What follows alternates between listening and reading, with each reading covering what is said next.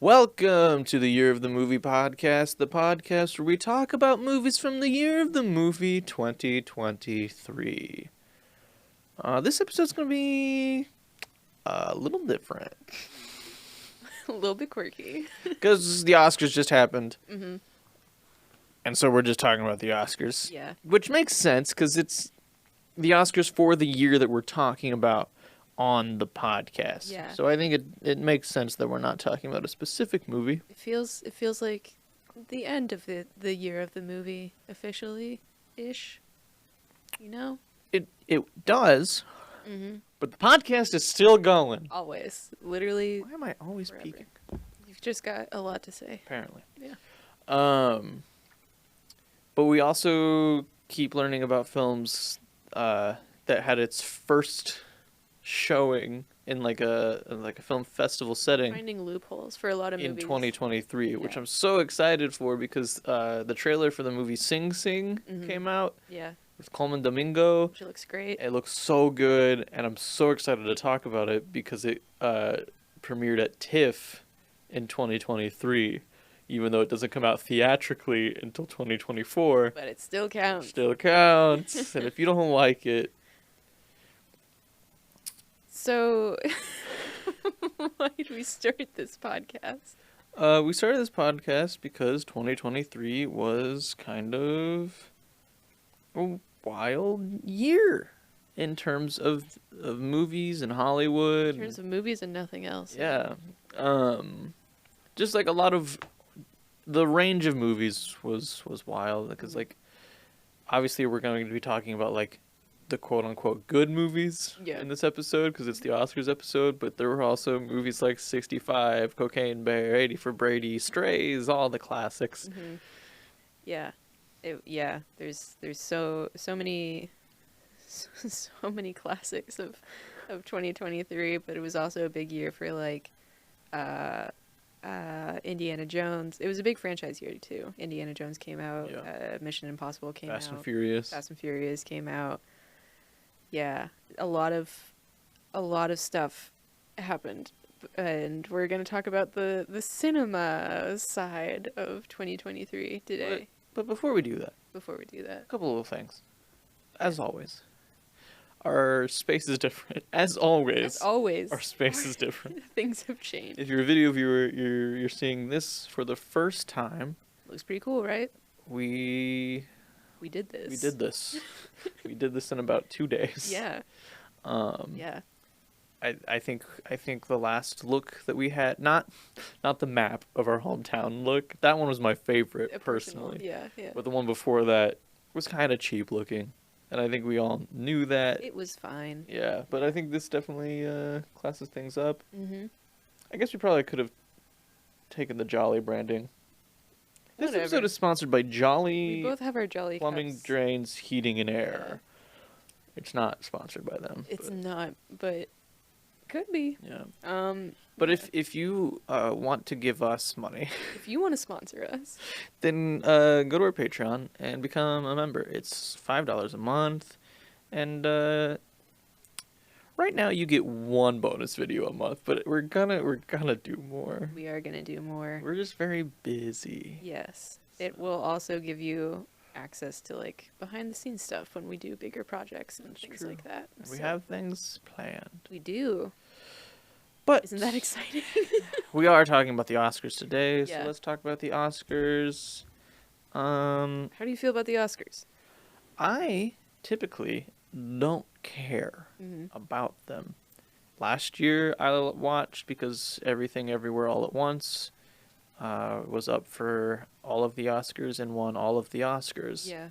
And I think that movie was fantastic. Mm-hmm.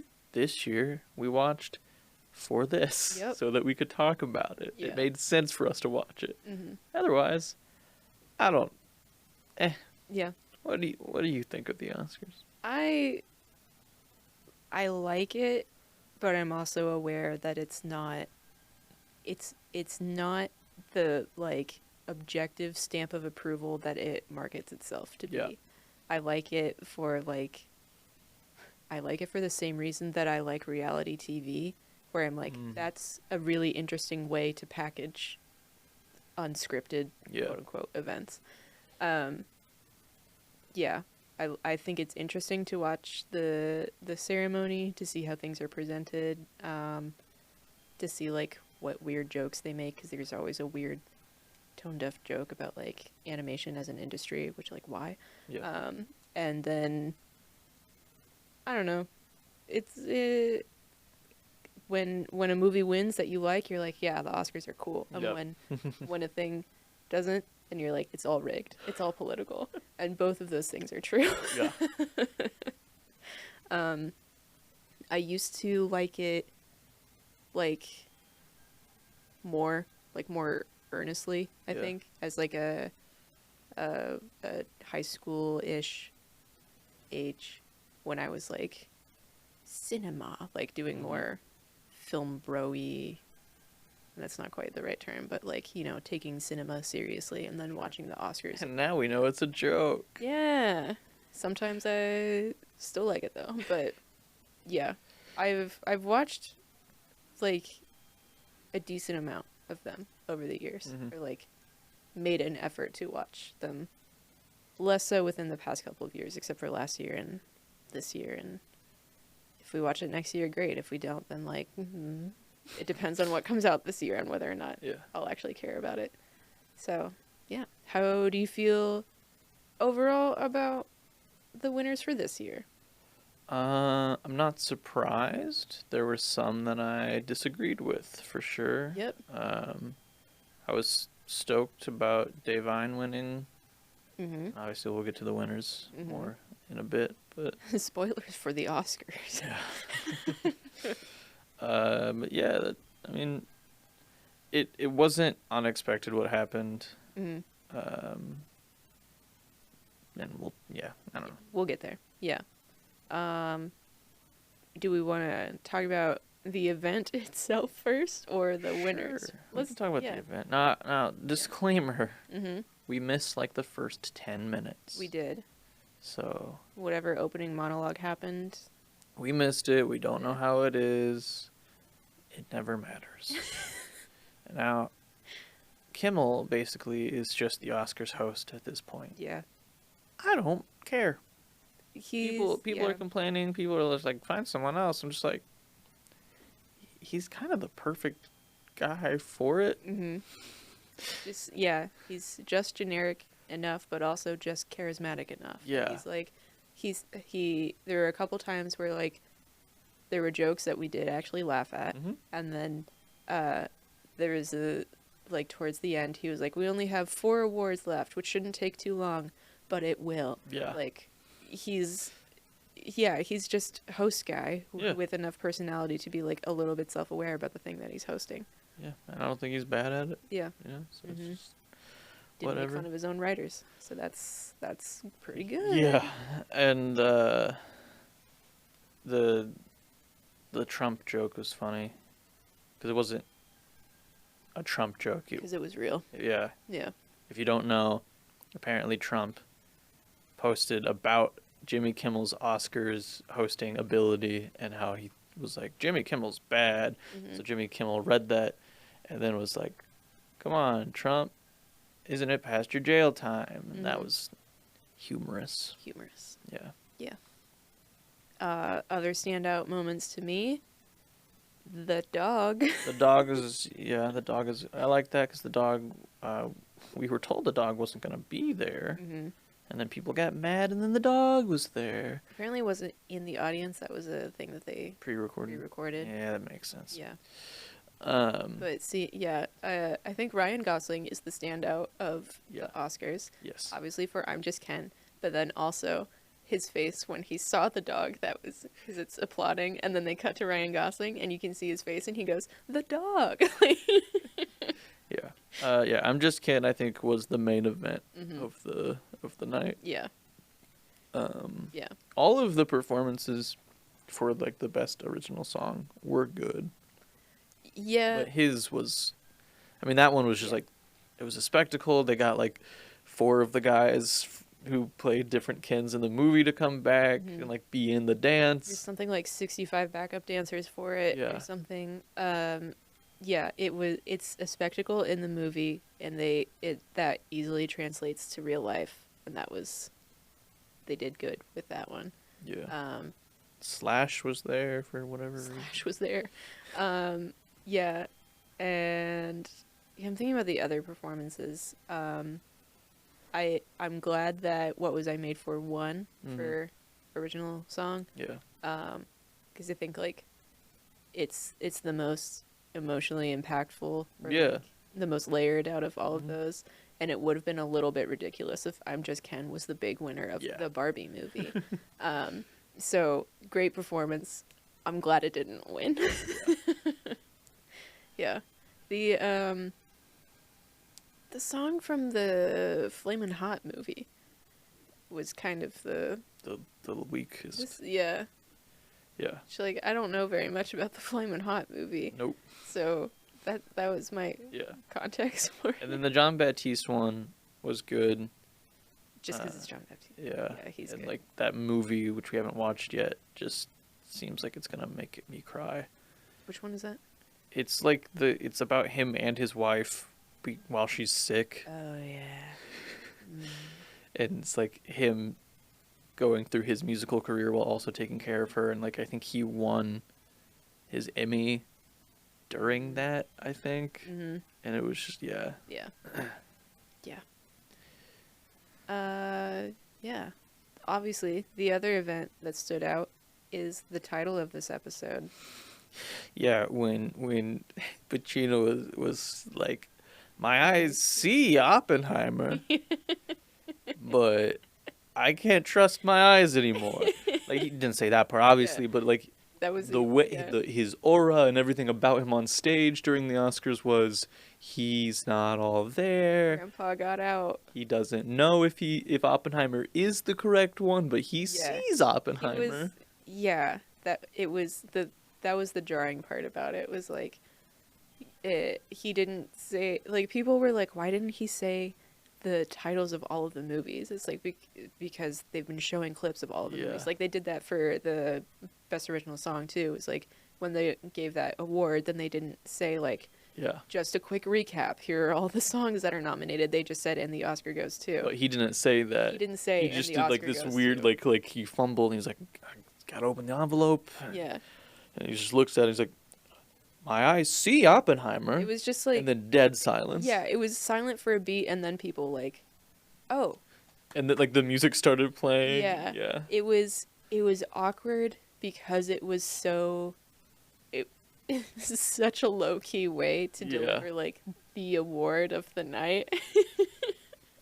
I think it was just like, he was on stage because it was the 50th anniversary of Godfather Part 2. Yeah. So he started walking and they were playing like the Godfather violin music and all of that. And then he's like, oh, you guys didn't have to. Like he did kind of like this motion. He's like, oh, you guys. Yeah.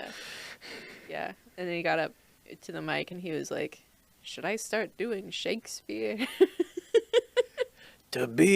I just kidding. My eyes see Oppenheimer. I gotta go home. I got a baby at home. Can you believe that? I can't. Yep. Yeah. Yeah. I think they should. I saw a side-by-side comparison of how the font changes over time of the awards thing, or like the slips of paper that say whatever award was, and how big the font has gotten just because of the moonlight thing. And it's like Oppenheimer in huge font. I think they should slightly change it again, and on the envelope it should say, and the Oscar goes to, and then you open it up. 'Cause there were a couple times not last night. Yeah. There were a couple times when they did it where it was like, they were like, oh right, I'm supposed to say the thing. Yep. And then they did that. Yeah. Yeah. Another moment of note is John Cena. That's the whole note. Yeah. If you haven't seen his, because like the bit itself is also funny, because John Cena is just, he's funny and he understands comedy, and then he comes out practically naked. Mm-hmm. So to present the costume award. Yeah, and he's like, costumes are the most important thing. It made me think of, just because I saw it literally that day, of like there are various things like ET and whatever else posting like different clips of previous Oscars awards, and there was one that they posted of Neil Patrick Harris.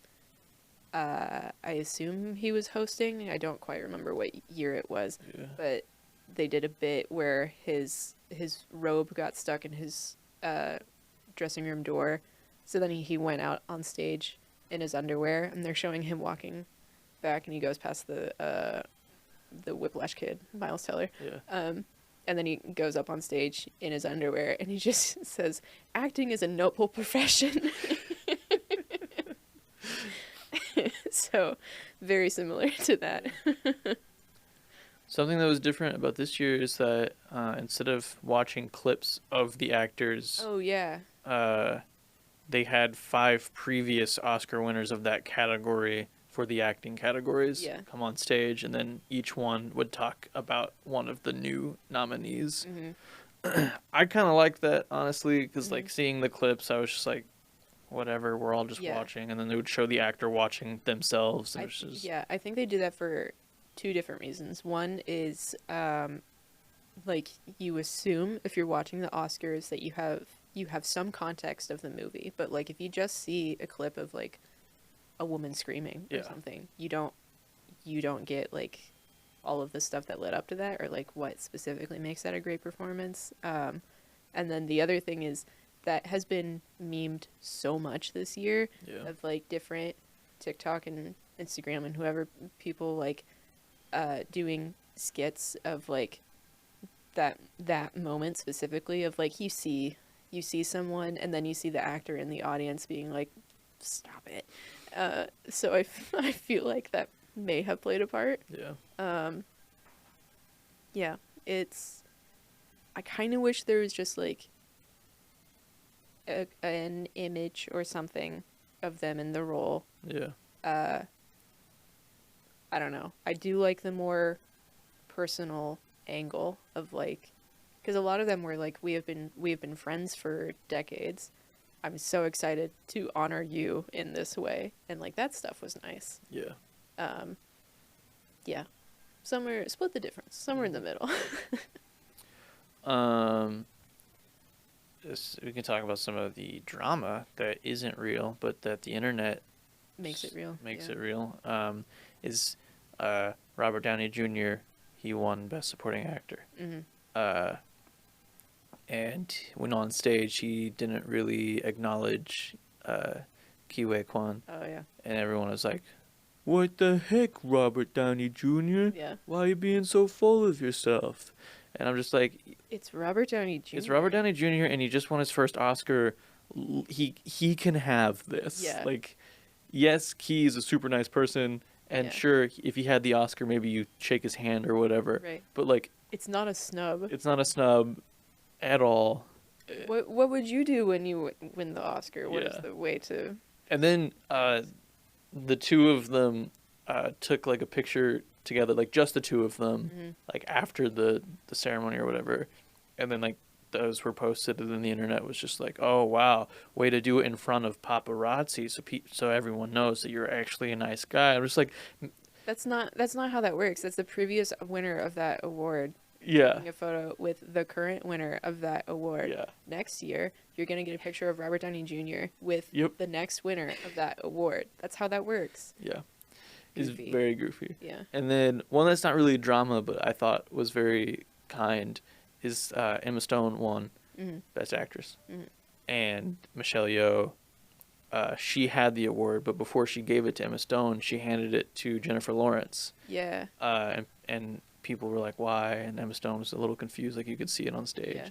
And Michelle Yeoh posted online, and she was just like, "Congratulations, Emma. Sorry I confused you. I just wanted your best friend to give you the award." Because Emma Stone and Jennifer Lawrence are good friends. And so, like, Michelle Yeoh was just being like, you should give this. This is a moment for you too. Yeah, that was nice. I did see another drama thing with Emma Stone, was people were annoyed, apparently. But the phrasing of these things is always so goofy, where it's like, Emma Stone called out for Oscar's behavior, and it's just like, people were annoyed that she went to the bar to celebrate after she won her Oscar, like at the theater. She went to the lounge area or whatever instead of staying to like help support the other Poor Things people that were up for awards. It's like, again, you just won an Oscar. Yeah. You're gonna celebrate. Yeah. Yeah. Like, I don't really care. Yeah. She's been so vocal about being like a leading part of making Poor Things happen. Yeah. That I'm just like, she clearly yeah. was very supportive of this entire process. Yeah. And, like, everyone who won something was like, thanks, Emma. Like, yeah. Yeah. Yeah. Anyway, the winners? Yeah, the winners. Great. I've got a list of the winners there. That's on that link. This starts with Best Picture. Do we want to start with Best Picture and work our way down, or go down and work our way up? We should go down and work our way up. Great. Because it's a spoiler for what won for Best Picture. Okay, so this one starts with Best Visual Effects. We don't necessarily have to go through every category. I just didn't. I think like we touch on the winners. Highlights.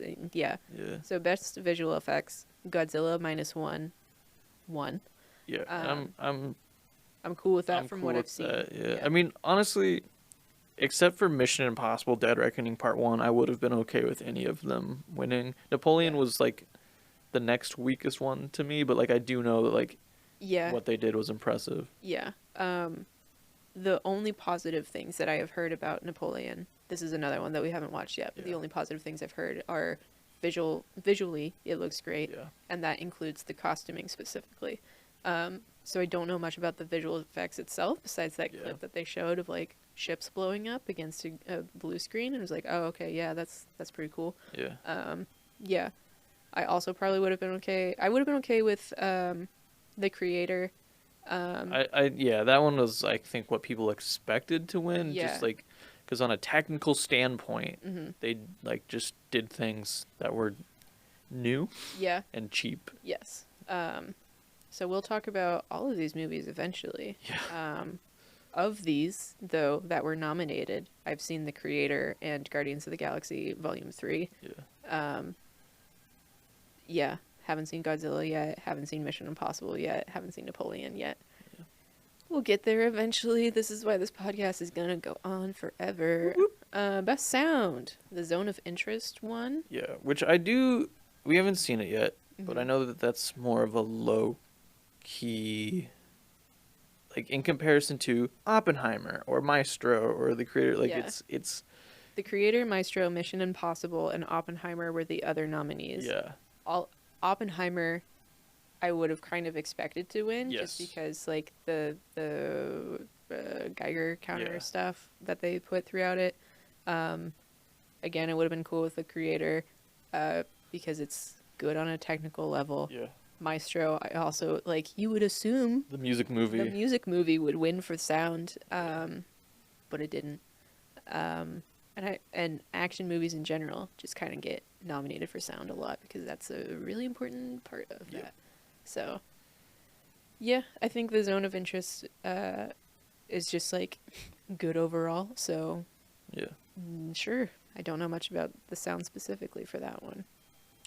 Best film editing. Oppenheimer won that one. The nominees were Anatomy of a Fall, The Holdovers, Killers of the Flower Moon, Oppenheimer, Poor Things.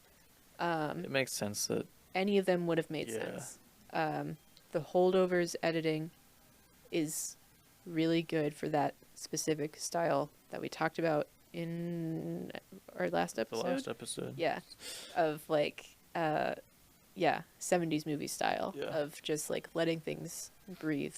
So I wanted The Holdovers to win anything. So it would have been cool for that one.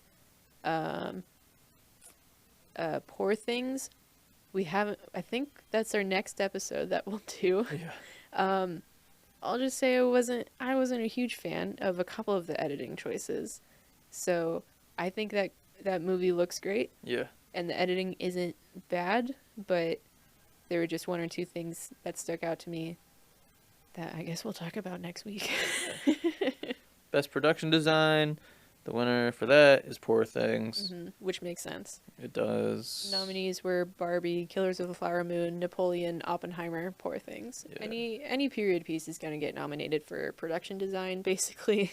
Yeah, for this one, it was between Barbie and Poor Things to me. Oh yeah, just because they're the most. I mean, visually, they're the ones that stand out the most. Like Yeah. that's the whole point of them. Yeah, I wanted Barbie to win something, but Yeah. I'm also cool with Poor Things winning because the it's so different. Yeah. Like on so many levels for everything. Like, yeah, they're all good, but obviously makes sense Yep. for Poor Things to win. Best original score, Oppenheimer won, which I'm okay with because Ludwig Göransson, he's the guy who made the Mandalorian theme and some Star Wars things, And yeah, he works with Childish Gambino. yeah. Yeah, he does a lot. He seems like a cool dude. I think he's like the big composer of our time. This is his second Oscar. Yeah, he won one for Black Panther. Right. The other nominees were American Fiction, Indiana Jones and the Dial of Destiny, Killers of the Flower Moon, and Poor Things. Yep. Yeah. Indiana Jones was surprising, and then it was like, oh, it's John Williams. Yeah. So you're legally obligated to nominate him for an Oscar. Best original song, like we said, the What Was I Made For from Barbie by Billie Eilish and Phineas. Yeah. Which they won, which makes Billie Eilish the youngest person to win 2 Oscars. Because she's 22. Wow. So that, I don't know. makes everyone feel good about where they are in their life. She's a nepo. Ish. Enough. Yeah. I mean, they're both talented. I'm cool with Yes. them winning. They seem nice. Yeah, the other nominees were The Fire Inside from Flamin' Hot, I'm Just Ken from Barbie, It Never Went Away from American Symphony, Wahazi, So Sorry, A Song for My People from Killers of the Flower Moon, and then What Was I Made For? Yeah, would have been cool with A Song for My People as well, but, or, yeah, no, not I'm Just Ken. I was about to say that, but no. Yeah. Best makeup and hairstyling goes to Poor Things. Basically, Poor Things sweeped in art. Yes. Yeah. Which tracks. Yes. Other nominees were Golda, Maestro, Oppenheimer, Society of the Snow. Which Golda, I knew of and then completely forgot about. Yeah. Just because it's Helen Mirren. So that's all I know about. But yeah. Best costume design Also goes to Poor Things. nominees were Barbie and Killers of the Flower Moon and Napoleon and Oppenheimer and Poor Things. Same again, costume design. Any period piece is probably going to get a nomination. Napoleon, it seems like especially there was so much detail that was and research that was put into like what was historically accurate for the time period that like I was kind of surprised that it didn't win. Yeah. Again, Barbie would have been cool if it won, but I was also thinking about it as like a big consideration into like I hope they win for costumes was just Margot Robbie on the press tour, and that's not a part of the movie. Yeah, I think it should have won, personally. Yeah. I didn't think the costumes of Poor Things were outstanding enough to beat out all of the costumes in Barbie. Because it is so visually a lot, then the costumes aren't the standout thing in that movie, but they are like distinctive enough that I still think it makes sense for them to win. But yeah. Now we're getting out of the art stuff, so get ready for a different sweep. Best cinematography goes to Oppenheimer. Nominees were El Conde, Killers of the Flower Moon, Maestro, and Poor Things. I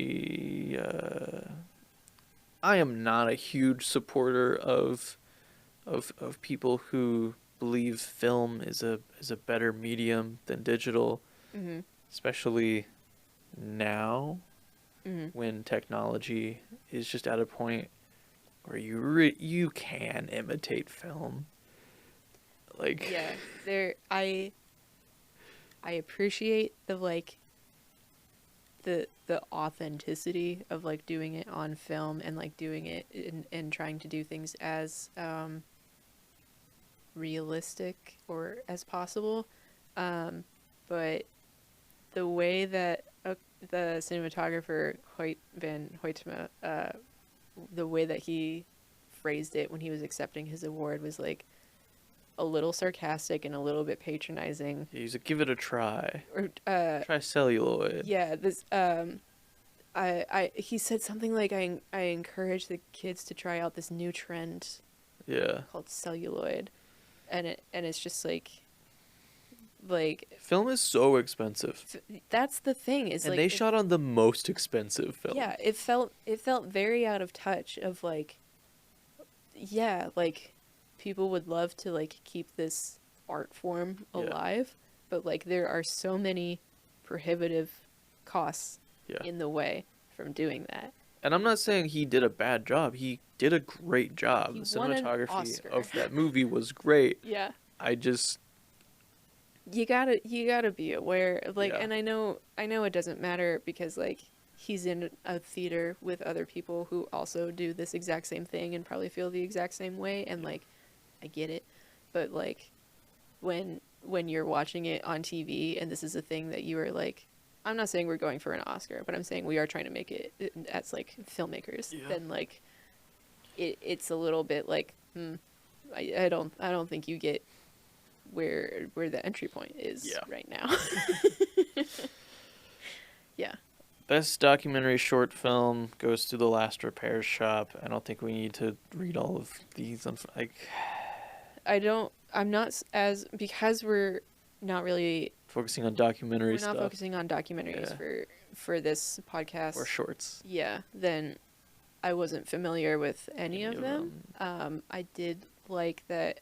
So The Last Repair Shop is about like repairing musical instruments, and the guy in his acceptance was saying that LA public schools are one of the only school systems that provide free instruments And free repairs. and free repairs to their students, and like the importance of music education, which is all stuff that like I support.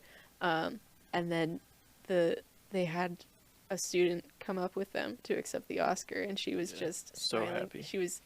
She had like a big poofy like Cinderella dress on, and the guy like gave her his Oscar, so she's just standing there holding it on stage like wow. So that was very cute. Best live action short film, The Wonderful Story of Henry Sugar. If you want our thoughts on that, check out our bonus episode on Patreon. That's true. You could do that. Where we do talk about the Wes Anderson shorts. Yes. Yeah. I did not realize it was Wes Anderson's first Oscar. Very funny to me that he wasn't there. Yeah. His films have won Oscars. He himself has not won one until now. It was also funny when they accepted it for him. Then what is his name? I'm blanking. Rami Youssef. Yeah. He said, "Wow, Wes, we knew you could do them long, but who knew you could do them short?" Who knew?" And that's just very good, and it's also, I feel like they were a little bit aware of like. The other nominees were like The After, Invincible, Night of Fortune, Red, White, and Blue, like all pretty like, all pretty lesser known, I assume, indie films, and then they're all going up against Wes Anderson. Yeah. Yeah. Best animated short film, War is Over, inspired by the music of John and Yoko. I don't care. Their son is the executive producer of it. Obviously, they're going to give the film to the Beatles one. Yeah. I love the Beatles. This is one of the ones where I'm like, it's a little rigged. Yes, this is the politics bit of it. Best international feature film goes to The Zone of Interest, which is good because it was up for a lot of different things. Yeah. Zone of Interest. Definitely interested to see. Yeah.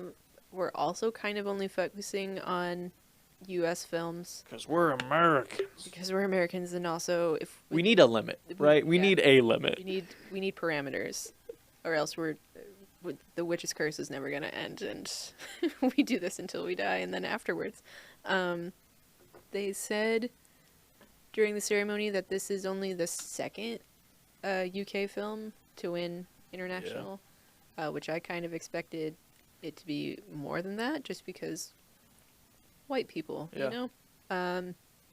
Yeah. Well, the Canada usually just goes to Canada. That's true. Best documentary feature goes to 20 Days in Mariupol. Mm-hmm. This was the first Oscar for Ukraine. Yep.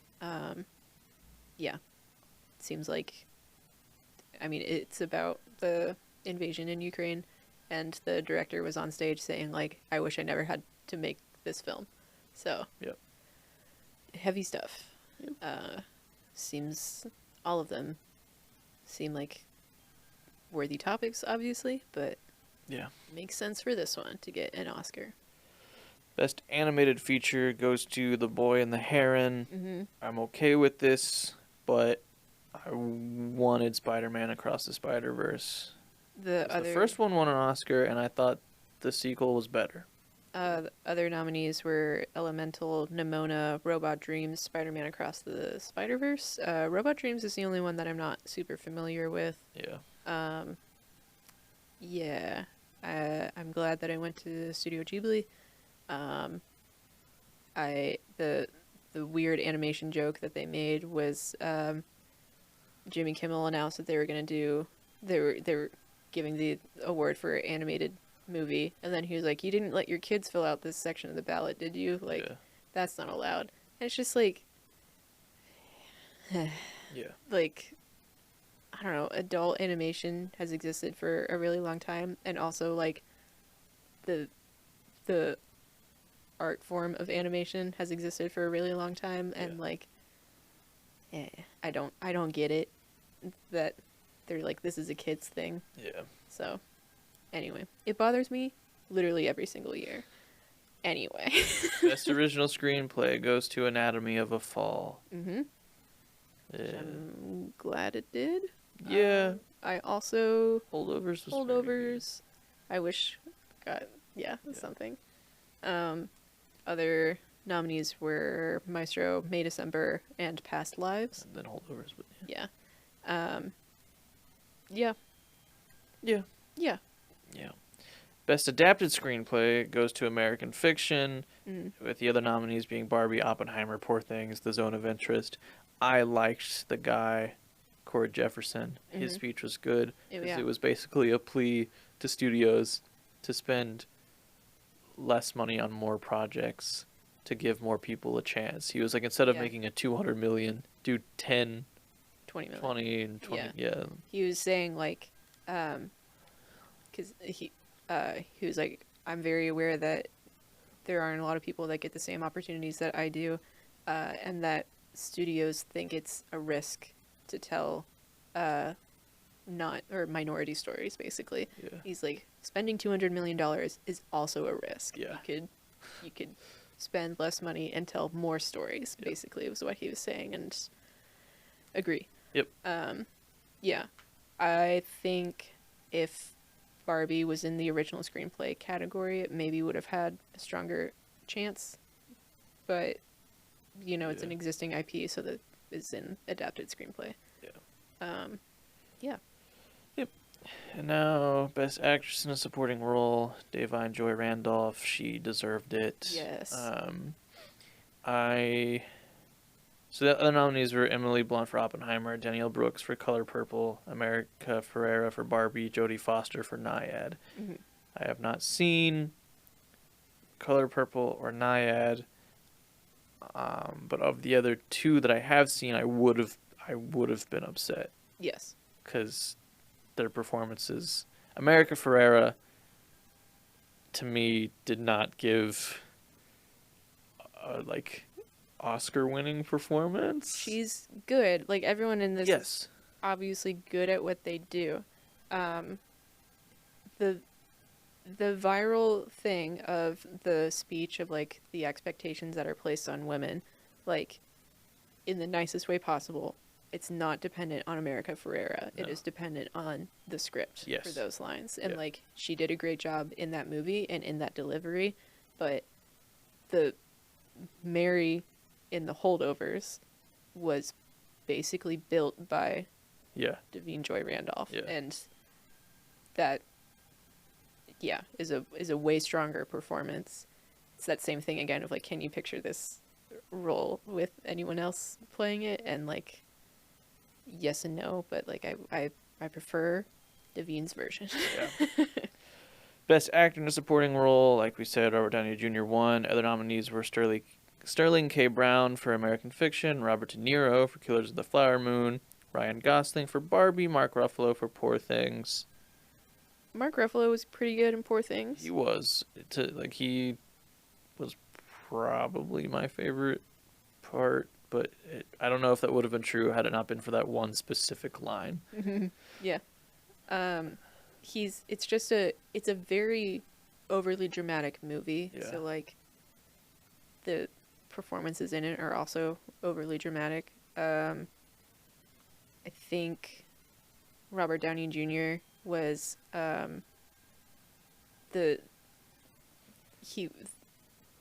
he's so heavily tied to Iron Man. Like Yeah. Tony Stark is pretty similar to like when he was giving his acceptance speech, then Yeah. it's like that's just kind of Tony Yeah. Stark. This was like he definitely tried the hardest or like pushed himself Yeah. the most. Because Doolittle didn't do it. Yeah. Yeah. So I think he's good. Yeah, he's Basically. very good. Yeah.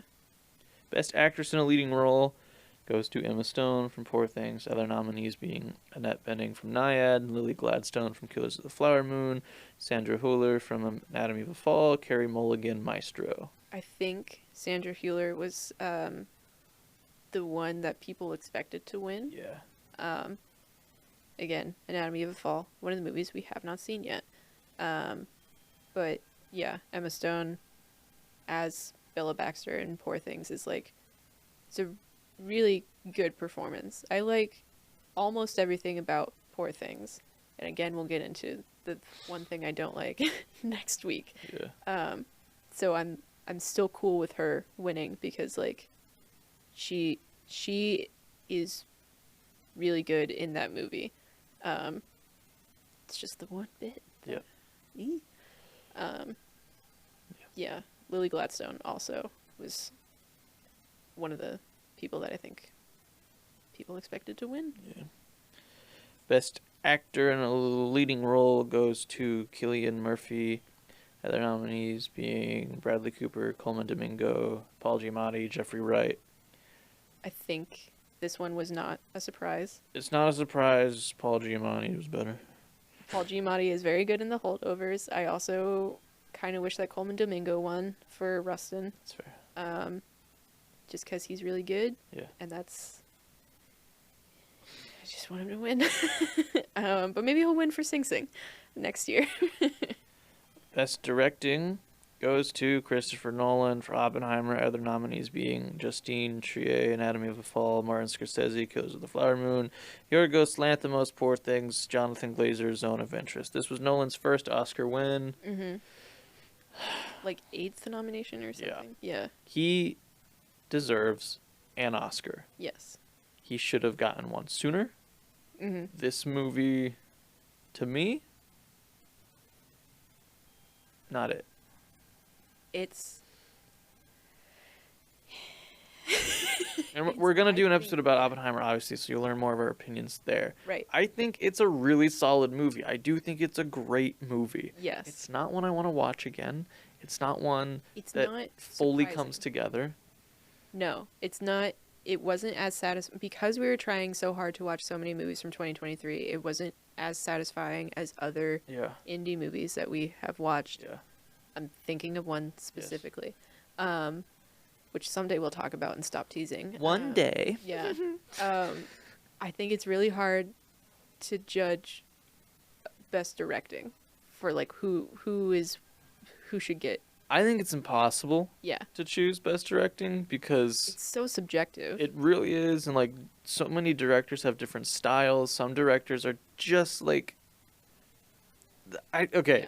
I Obviously, think all of these are subjective, but this is the one where it's like, can you pinpoint the directing in a movie while you're watching it? to me what makes a list of best directors is if they're also a producer. Mm. Because a director for best directing should be Just like hands all over it. hands all over. And Yeah. I don't mean like not letting other people have creative choices or whatever, but like They should be aware. the director should be there and be like, "Oh, this is great. What about this? Oh, that's a great idea." Yeah, like it shouldn't just be like shows up to set and then, "Oh my God, a fantastic movie was made. Best director." Right. Not saying that's what Christopher Nolan did. No, I think he has Yeah. his hands in everything. But Yeah. like, He and his wife are like a directing producing duo. Yeah. So, everyone also kept like thanking her specifically and talking about how much of like the force she was behind this movie. So Yeah. I'm glad that she has an Oscar. Yes. Yeah, I just, just from a stats perspective, I wish that Justine won. Yeah. But that's fine. Yeah, I agree that he deserves an Oscar and like his Yeah. career is very good. I also agree. I don't know if this is like if you're just talking about Nolan movies and like putting them against I don't each think it's other. his best. I don't think it's his best. Like if Yeah. you want to nominate him for or like award him for director, then Yeah. yeah. I think Cillian Murphy and the editing carry Yes. this movie. Yeah. And like we said before, I hate that they were insistent on IMAX 70mm film. Mm-hmm. That's just Our final category? best picture goes to Oppenheimer. My eyes see Oppenheimer. Yeah. I see Oppenheimer. Yeah, the other nominees were American Fiction, Anatomy of a Fall, Barbie, The Holdovers, Killers of the Flower Moon, Maestro, Oppenheimer, Past Lives, Poor Things, The Zone of Interest. Yes. When we decided to start this podcast, like in my head, I was like, I kind of wonder, like a not really serious goal of like, let's see how many of the Best Picture nominees that we have seen Yeah. for actively trying to watch new movies. We have seen Barbie, The Holdovers, Oppenheimer, Past Lives, Poor Things, Yeah. which is still pretty good. Yeah. Like, not a bad percentage compared to like last year. We saw Everything Everywhere All at Once and like maybe one or two others. Yeah. Yeah. And It's- like we're not people that go to the theaters often. Often that's just due to time and money. Yeah. And I know there are people who do manage to watch all of the nominees. Yeah. But We also like kind of tried to. Like we yeah, we did. this past week we were like, all right, let's crack down on watching some movies, and then yeah, Some still are on streaming. Some are on streaming that like we have to log in very specifically. trying to this streaming on various things is Yeah. too complicated. Yeah, I'm not surprised by Oppenheimer. I want The Holdovers to have won something. Yeah. I get if maybe people it's a bit of a sleeper for Best Picture. Yeah. I get that it's not the strongest. Barbie could have been cool Yeah. if it won. And we haven't had an episode about it, but Past Lives, Mm-hmm. I'm glad it didn't win. It is in my opinion ridiculous that got nominated for Past Lives. It And is. again, that is another really solid movie. It's a strong movie. It's not Best Picture strong. No. It's impressive that this is a directorial debut and was nominated for Best Picture, but there wasn't anything about it where I was like, Yeah. this one. Yeah. Yep. So those are the winners. Those are the winners. And whatnot. I feel like we've already sort of talked about. Standouts are unexpected wins. Yeah. Nothing unexpected. No. To me. The only thing that was like unexpected was basically just I was pleasantly surprised that Davine Joy Randolph won. Yes. Because it was like she absolutely deserves it, and this is a good movie, and I want it to win something. Yeah. That was basically my attitude again for Everything Everywhere All at Once last year. It was like everything that it was nominated for, I was like, I want it to win, but yeah, I felt like it was too goofy for the Oscars to acknowledge it. Yeah, and that actually a lot of people when they announced the nominees for this year and Barbie wasn't nominated for like Margot Robbie didn't get nominee. Yeah. Greta Gerwig didn't get nominee for directing. Mm-hmm. People were like talking about like it was like the most talked about movie and made the most money of a movie, and people were like, well, that doesn't mean it's a good Oscar winning film. Like all like Avengers Endgame, which I would argue, but they're just like, just because it's talked about a lot doesn't mean it's the like. Yeah. We're just like Everything Everywhere All at Once was the most talked about movie, and it was also great. Yeah. And for the same reason, people were like, it's probably not going to win anything, right? Because it's such like a goofy kind of movie. Yeah. And then it won everything. Yeah. And then Barbie, and it's just. Yeah. It's Everything Everywhere. I was like, it's too new. Yeah. For like in 5 years, then something else will come out that is inspired by that, and then that will get Best Picture. That was what I was expecting. Yeah. Barbie, I do like. I don't think it is. I don't feel that it is the feminist masterpiece that it has been talked about as. I think it's really good. I think Bottoms was. And I really like it. But yes, everything that I wanted to get out of Barbie, I got out of Bottoms, because Barbie is like mainstream feminism. It's the way that I think of it. It's dip your toes feminism. Yeah, it's like that America Ferrera monologue is like pretty surface level. Like, yeah, yes, of course. Like, are we just, which does make it funnier for people who are so against it, right? Because it's so surface level. It's very surface level. I wanted it to be nominated for stuff. Yeah. And I do like.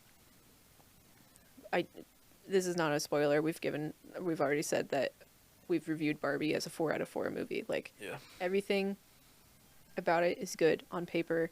The emotional payoff wasn't there for me specifically, but I do still consider it like a snub that Greta Gerwig and Margot Robbie weren't nominated. I agree.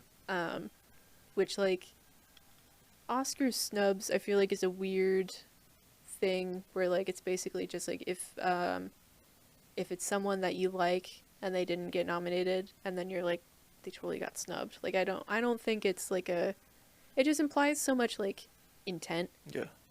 I'll say Greta Gerwig, I haven't really loved her movies. No. And I'm not her biggest fan, but yeah, but like this one like was really good, and I think it was snubbed. If we're talking about like best, she had her hands all up in that movie. Yeah, if we're talking about best director being like someone who is all over a movie, she is all over the movie. Yeah. Like Margot Robbie in the same way, like they're the driving force behind it. And yeah, for America Ferrera and Ryan Gosling to be the nominees for it, besides the soundtrack, then like it feels a little intentional. And I don't know enough about Hollywood politics to like dive deeper into why. Yeah. And I don't really want to know enough about Hollywood politics to dive deeper into why, because that sounds like a hellscape. Yep. Another weird moment of the Oscars. Oh.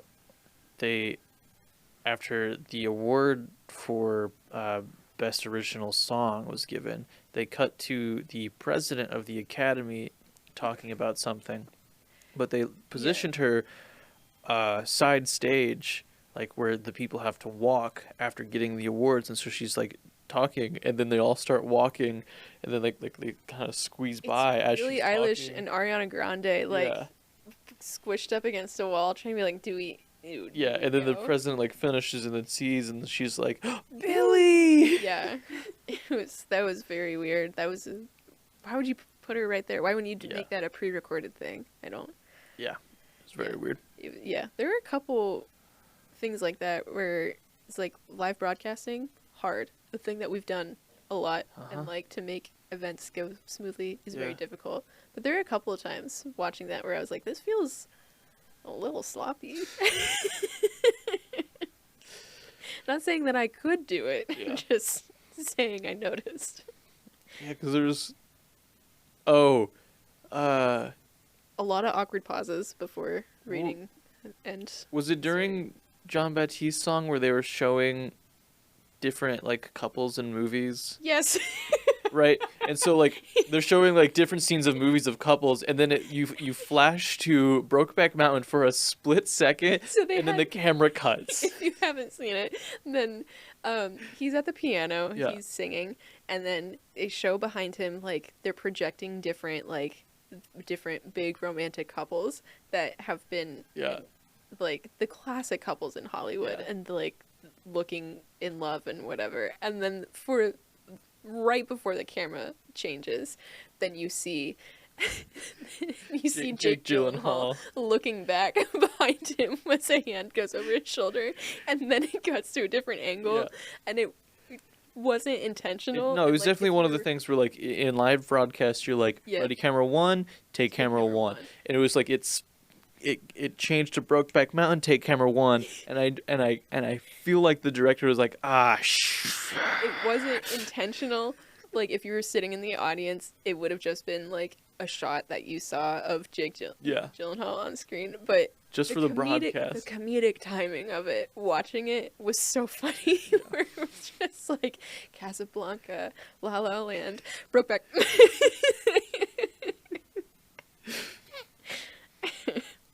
Oscar's homophobic? Just need like a clickbait soundbite. Good.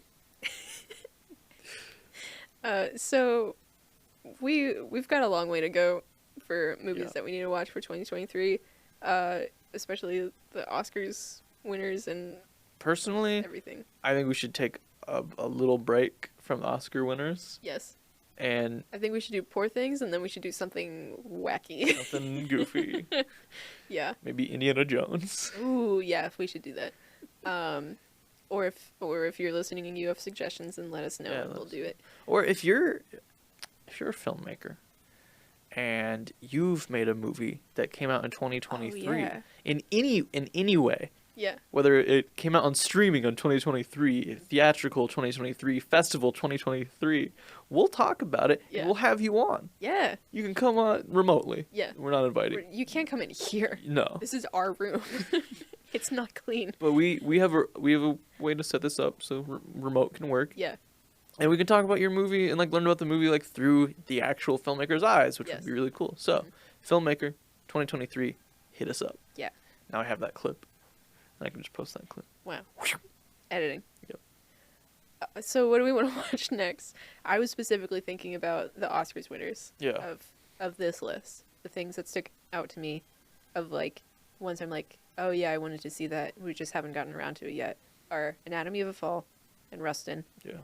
And Zone of Interest. Yeah. But those are the big ones. American Fiction would be the other American Fiction, Oscar one. Mm-hmm. Also, Boy and the Heron. Yeah. Yeah. Yeah. But something wacky and kind of just silly. Yeah. Less of a cinema. Let me just scroll. I do think land on one. That, like, I was saying this in a few episodes back or whatever. It's like people online were saying that 2023 was like such a different and cool and good year for movies. I am still in the camp that it was not a good year for movies. Like, good movies came out, fun movies came out, but this selection of Oscar winners to me is so boring and standard. It is a very standard, and I'm not surprised by that, just because everything else was so goofy and out there that like having the standard like Oscar vehicles is like it felt like more of a shoo-in that it was going to be nominated for stuff. Tell me when to stop and I'll stop scrolling, and then that's the next movie that we watch. That's Oh, goofy. okay. Stop. Last Voyage of the Demeter. That's the other. The other Dracula. vampire. Yeah. Yeah. Great. So in 2 weeks, if we can find it on streaming somewhere, that's the other caveat. Yeah. Then we should do Last Voyage of the Demeter. Okay. Good. All right. Yep. Typically, we talk about other movies we've watched recently, but I think they've all been They've all been the Oscar. Yeah. Oscar stuff. We typically talk about another movie that we've seen recently. I haven't done that because all of them are going to be episodes. We've been watching Shogun. Oh yeah, the FX show Shogun, so good. If you aren't watching it, you should watch it. It's really like good. I think it's only going to be one season. Like I was reading up that the producers and writers were just like, no, we wrote it based off of the book, and we wrote till the end of the book. Great. But they also wrote basically an 11-chapter, like not series Bible, but just like helpful information go-to book. So he was like, yeah, so if anyone else is like trying to write something that takes place in feudal Japan, just come to us because we have this thing that took us a year to write. Wow. So like we can just help set you up. That's very cool. Yeah. Yeah, that's kind of what we've been watching. It's just sort of been busy and stuff. And Yeah. so let's plug our own thing. Oh, okay. Friend Man. Yeah. We've talked about it before. The trailer's out. It comes out in November, so Yeah. like there's still time. But please, When Friend Man comes out, are we going to do an episode about our own movie, or is that no, because goofy? it's goofy. Sorry. So a short film. Yes. Like we'll talk about it Yeah. probably on VHS or other podcasts. Yeah. Yeah, if you didn't know, we have another podcast called Virtual House Sessions. It's kind of a behind the scenes / housekeeping thing about the stuff that we do and what we're up to. Yeah, that one's with Sean and Bryce. It's very fun. It's more comedic, and I think we all have a lot of fun recording that one. So if you want us to be more funny, watch that one. This is the serious one. We don't make jokes here. I've never made a joke here. So I think that's the end of the That's pretty much the episode. end. How long have we been going? That's a good Like question. an hour? Yeah, like an hour. Great. Well, then we'll see you next week. Bye.